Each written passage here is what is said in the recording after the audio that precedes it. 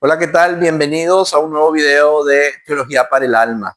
En este video vamos a darle continuación al tema que comenzamos en el video anterior acerca del plan de salvación, la expiación y la soteriología en general.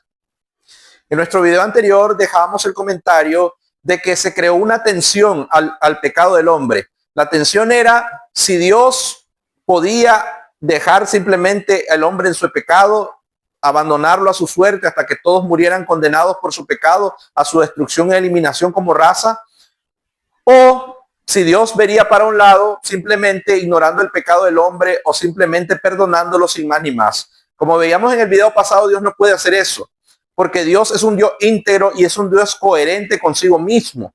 Y tanto su justicia demandaba la compensación por el pecado, como su misericordia demandaba de parte de Dios ese amor, esa misericordia que Él siempre manifiesta a través de su carácter por ser esencialmente un Dios de amor. La Biblia lo dice: el que no ama no conoce a Dios, porque Dios es amor. Entonces, ¿cómo satisface Dios eso? ¿Cómo satisface Dios la demanda de la misericordia y de la justicia a la vez? ¿Cómo resolví ese dilema? Lo estoy presentando en estos términos, aunque no necesariamente haya sido así. Quiero ser claro, solo estoy tratando de ilustrar de la forma más simple la complejidad del tema de salvación. Estoy tratando de usar los términos más sencillos para no crear confusión en cuanto a este tema. Dios lo ofreció como un sacrificio para obtener el perdón de pecados, el cual se recibe por la fe en su sangre. Así demostró su justicia, porque a causa de su paciencia había pasado por alto los pecados pasados.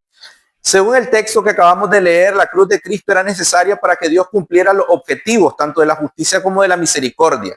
En el texto que acabamos de leer, Pablo señala que Dios logró o alcanzó la expiación, es decir, el perdón de los pecados a través de la cruz de Cristo, pero también la manifestación de su justicia. Es decir, que en la cruz Dios pudo ser tanto misericordioso como justo. Justo al condenar el pecado, pero misericordioso a través de la cruz al extender el perdón para todos aquellos que aceptaran el sacrificio de Cristo, que fue hecho en beneficio de los que creyeran. Él fue traspasado por nuestras rebeliones y molido por nuestras iniquidades. Sobre él recayó el castigo, precio de nuestra paz, y gracias a sus heridas fuimos sanados. Cuando nosotros hablamos del sacrificio expiatorio, es decir, del perdón de los pecados, cuando hablamos del sacrificio vicario de Cristo, estamos hablando de ese sacrificio que fue hecho en lugar de otros. Tal como lo establece el libro de Isaías en el texto que acabamos de leer, la muerte de Cristo, lo que Él sufrió en la cruz fue sustitutivo. Y cuando hablamos de lo sustitutivo, debemos de ir a la profundidad y a lo abarcante de esto. En la cruz Jesús no solamente estaba experimentando una muerte física, sino también todo el rechazo y toda la ira que Dios siente por el pecado en su justicia. Jesús la experimentó. La soledad a la que está condenado. Y cuando hablamos de la soledad, estamos hablando de la soledad absoluta. Porque a veces nosotros, por las circunstancias, por los problemas, por los momentos de tribulación o de prueba que estamos pasando, podemos sentirnos solos. Pero Dios ha dicho que no nos va a dejar solos nunca, estar siempre con nosotros. Pero en la cruz del Calvario, Jesús experimentó la soledad absoluta, porque incluso Dios lo había abandonado, porque era necesario que Cristo no solamente sufriera una muerte como la que nosotros experimentamos de manera natural. La muerte de Cristo en la cruz fue más allá de una simple muerte natural. La muerte de Cristo en la cruz abarcaba el desprecio, el odio que Dios siente por el pecado y la ira de la justicia ofendida de Dios o de Dios por el pecado. De tal forma que cuando Cristo pende en la cruz llega a expresar las palabras: Dios mío, ¿por qué me has desamparado?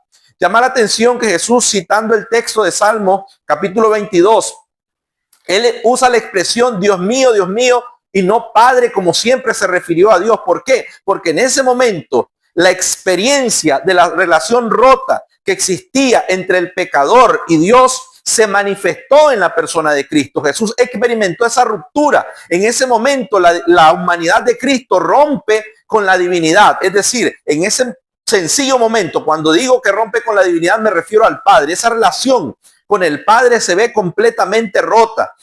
Cuando Cristo está en la cruz del Calvario, los pecados de todos nosotros, todos nuestros pecados, y no hablamos solamente de nuestras acciones, sino también de la relación rota en sí misma, la experimentó Cristo en la cruz. Por eso él dice, Dios mío, ¿por qué me has desamparado? En ese momento Cristo está experimentando la profunda angustia mental, la desesperación angustiosa que va a experimentar todo pecador que no se haya arrepentido y que no haya creído en Cristo al final cuando sea juzgado. Jesús experimentó todo eso en sustitución de forma vicaria por todos los que creerían en él. Ahí Cristo experimentó lo que era la total cobertura del pecado encima. Se vino todo el pecado del mundo encima de él y lo alejó de su relación con el Padre. Porque ni aun el Hijo del Hombre vino para que le sirvan, sino para servir y para dar su vida en rescate por muchos. En la cruz, Cristo no solamente rescata de actos pecaminosos aislados o la comisión de actos pecaminosos. Cristo salva el abismo que existía entre una relación rota entre Dios y el ser humano, con toda la humanidad. Por medio de su tormento en la cruz del Calvario, Cristo restaura la relación que había sido rota entre Dios y el hombre. Y de esa forma, Cristo puede reconciliar al hombre con Dios para que el hombre pueda experimentar nuevamente esa unión con el Padre. Al que no cometió pecado alguno, por nosotros Dios lo trató como pecador para que en él recibiéramos la justicia de Dios. Ese fue el acto de transacción que fue realizado en la cruz. El pecador es sustituido. Recibe no solamente la muerte natural, sino toda la condenación por el pecado Jesús en la cruz. ¿Para qué? Para que la justicia perfecta de Cristo, que nació en una perfecta relación con Dios, no experimentó, no hubo un momento de desobediencia en su vida. De manera que cuando él va a la cruz, va con una justicia perfecta, una obediencia absoluta. No hay imperfecciones en él.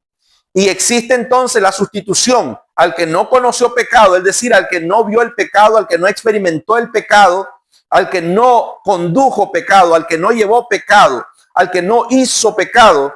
Dios lo hizo pecado para que nosotros fuéramos hechos justicia de Dios en él. Es decir, que la perfección absoluta de la obediencia de Cristo durante toda su vida en sujeción al Padre nos es dada a todos los que creemos en Cristo y que creemos que Cristo murió en la cruz como una sustitución por nuestros pecados. En la cruz, Dios no ignora el pecado, lo juzga, pero lo juzga en el sustituto, es decir, en Cristo. En efecto, la ley no pudo liberarnos porque la carne anuló su poder. Por eso Dios envió a su propio Hijo en una condición semejante a la de los pecadores, para que se ofreciera en sacrificio por el pecado. Así condenó Dios al pecado en la carne. Así que, qué poderoso este versículo cuando el apóstol afirma que Dios condenó al pecado en la carne. Ahí precisamente radica el cambio y la transformación. En eso precisamente es lo novedoso del nuevo pacto, porque Cristo hace el acto de sustitución definitiva, sufriendo la muerte del que el pecador merecía y brindándole al pecador la justicia de la que el pecador carecía. La ley no podía hacer esto porque la carne impedía que nosotros fuéramos obedientes o leales a la ley. Era imposible que nosotros fuésemos salvos por esa obediencia a la ley.